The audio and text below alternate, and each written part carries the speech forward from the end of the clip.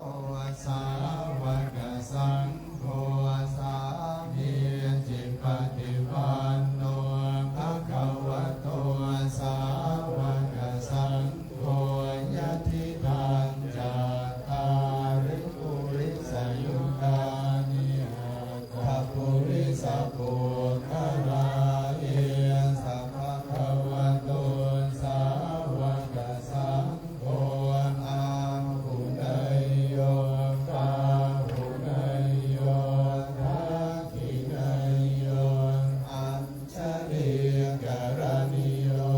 อนุตตรังปุญญเกตังโลกัสสาติอิติปิโสภะคะวะอะระหังสัมมาสัมพุทโธวิชชาจารณสัมปันโนสุขโตโลกวิทูอนุตตโรปุริสธรรมสารติสัทธาเทวมนุสานังพุทโธภคะวาติสวากขาโตภะคะวะตาธัมโมสันติติโกอาการิโกเอหิปัสสิโกโอปัญญิโกปัจจตังเวทิตาโพวิญโยหิติสุปฏิปันโนภะคะวะโตสาวกสังโฆอุชุปฏิปันโนภะคะวะโตสาวกสังโฆยายาปฏิปันโนภะคะวะโตสาวกสังโฆสามีจิปฏิปันโนภะคะวะโตสาวกสังโฆยะทิทังจัตตาริปุริสยุคานิอาถาปุริสปุคลาเอสัพพะคะวะโตสาวกสังโฆอาหุเนยโยปาหุเนยโยทักขิเนยโยชลีการณิโยอนุตตรังปุญญเขตังโลกัสสาติอิติปิโสภะคะวะอะระหังสัมมาสัมพุทโธวิชชาจารณสัมปันโนสุขโตโลกวิทูเจริญพรของตัวนั้นโยมเนาะที่นี่อยู่ที่วัดป่าวัดโพธิสัมภาระเมืองปากเงิมแห่งซึ่งเป็นมือกระถินนี่พระเจ้ากำลังเฮือ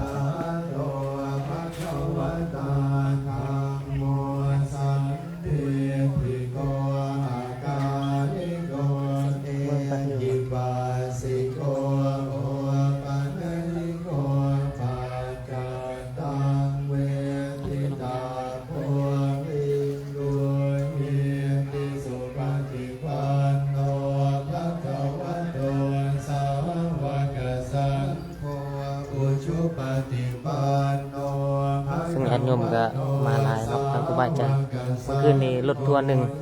ทางไทยเนาะนำพาโดยพระอาจารย์สุขุนวัดโพธานพระนี่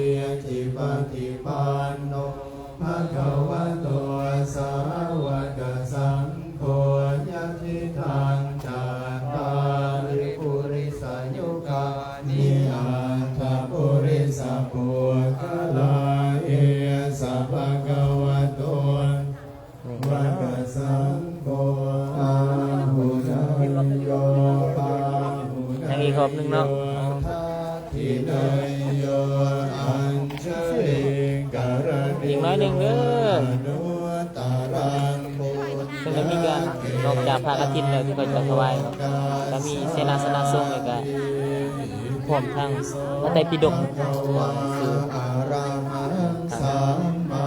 สัม ทางครอบครัวญาติโยมที่ไปบุญไปกุศลเนาะก็ได้มาร่วม หลายสมควรหลายร้อยชีวิตเนาะเขามีจุดประสงค์เดียวก็คือสร้างบุญกุศลให้เกิดขึ้นในใจเนาะ สารติสัทธาเทวมนุษย์สานังพุทโธภควาติสวาหาโตภควตาธัมโมสันติติโกอัตตาลิโกเยหิปัสสิโกโหปัญญิโกปัจจตังเวทิตาโพวิญโยเยติสุปฏิปันโนภะคะวะโตสาวกสังโฆอุชุชุปฏิปันโนภะคะวะโตสาวกสังโฆญาญาปฏิปันโนภะคะวะโตสาวก ซึ่งท้องฟ้าอากาศก็สดใส จิปฏิปันโนภะคะวะโตสาวกสังโฆญาติทางจั บอกฮ้อนๆเนาะแต่ก็บ่เป็นอุปสรรคสำหรับผู้ใดที่อยากที่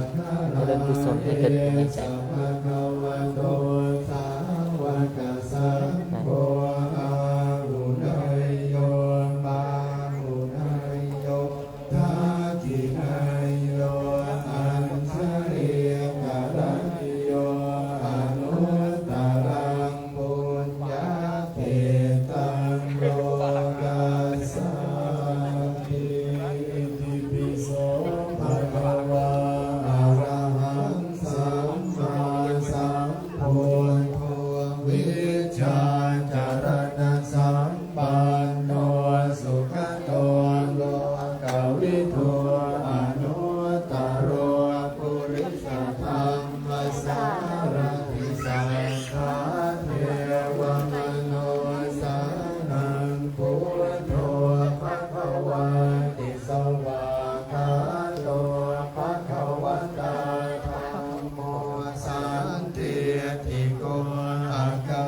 ริโกเอหิปัสสิโกโอปัญญิโกปัจจตังเวทิตาโพวิญโยเยติสุปฏิปันโนภะคะวะโต ว่าให้นี่ญาติโยมเฮ็ดวางหน้าหลายตา ภะคะวะโตสาวกสังโฆญาญาปฏิปันโนภะคะวะโตสาวกสังโฆสามีจิปฏิปันโนภะคะวะโตสาวกสังโฆญาติทังจัตตาริปุริสายุคานิอาตาภุ และจะปานนะปล่อยอย่างนี้แปดปานไม่แย่อยู่นี่นะก็เห็นว่าอันลงทานกับจีอยู่ใกล้ๆกันนั่นแหละเราอยู่ใกล้กับปานนั่นแหละถ่ายยังแหละแม่นแม่น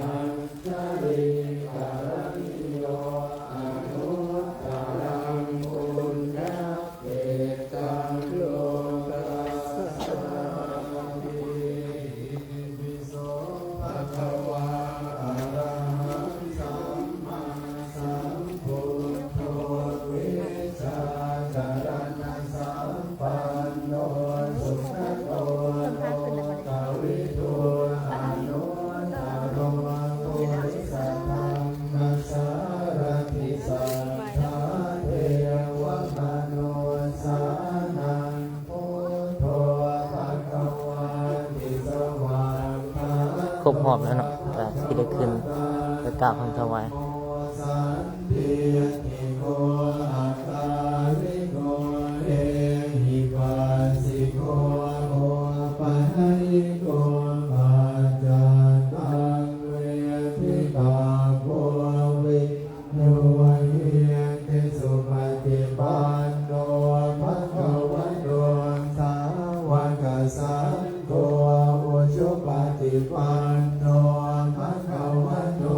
สาวกสังโฆญาญาปฏิปันโนภะคะวะโตสาวกสังโฆสามี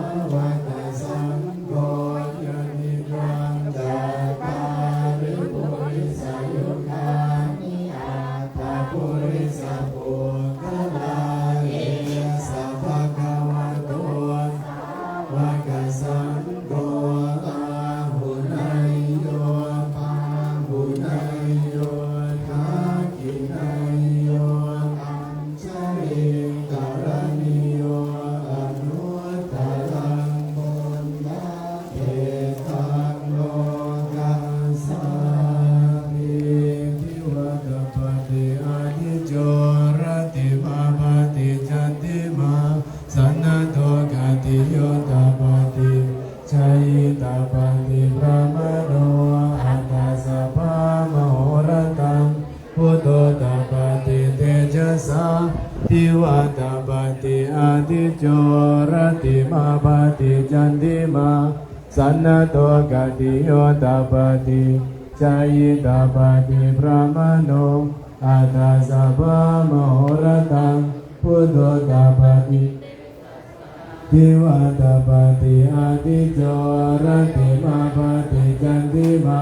สันนโตกติโยตาปฏิจายิตาปฏิพระมโนอาตาสัพพะมโหรตังพุทโธตาปฏิเตชะสาอิตินาสัจวัชเชนะโสติเมโหตุสัพพดาเอเตนะสัจวัชเชนะโสติเมโหตุสัพพดาสาธุสาธุสาธุ กระโดด1 2 3 4อาความทยอยมานั่งทางนี้เด้อทางนี้ห่มเย็นสบายเด้อทางนี้นะแดดบ่ซ้องนั่งสบายสบายลมพัดดูสกันและการแบ่งที่นั่งให้กันและกันเด้อ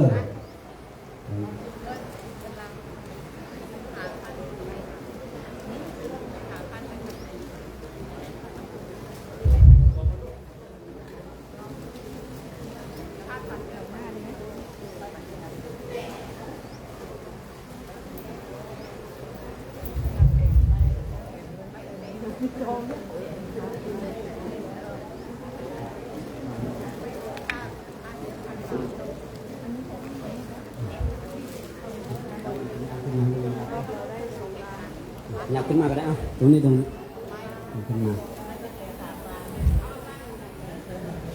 ส่วนพาบริการขึ้นโต๊ะเลยเอาขึ้นโต๊ะทางนี้เลยมาวางทางนี้เลย ทั้งหน้ายังมีว่างอยู่นะโยมนะตัวนี้เนี่ยขยับขึ้นมาหน่อยเนี่ย ดอกไม้ทางนี้ ขยับขึ้นมาให้มีพื้นที่ขยับขึ้นมาข้างหน้าอีกนะมีพื้นที่ให้คนที่จะมาข้างหลังก็ได้นั่งท่านอาจารย์มหาชัดชัยบอกว่าโยมจังหวัดตราดอยู่ไหนน้องขยับขึ้นมา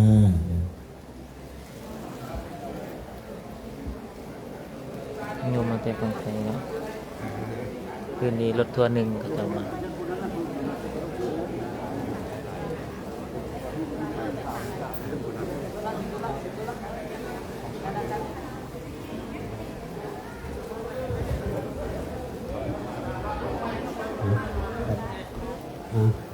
พาเวลาคงเป็นพร้อมก่อนนะสักหน่อยหนึงอายุโยมยับขึ้นมาทางนี้ก็ได้ทางนี้เย็นสบายนะยับขึ้นมาทางนี้นี่วางอยู่ยับขึ้นมาเด้อยับขึ้นมา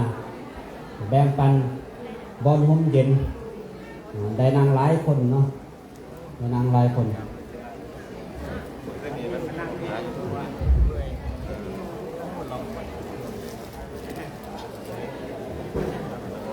ว่าฉันเป็นคนไทยเนาะเป็นข้อปฏิบัติ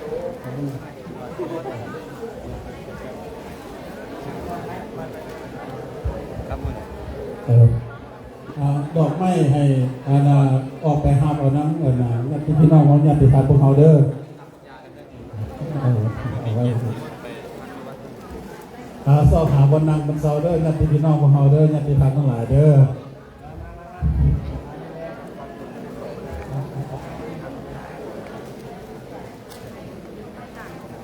ยักษ์ก็มานั่งเป็นแถวๆอะไรเด้อนี่คือบริวารกฐินเนาะบริวารกฐินพระเจ้า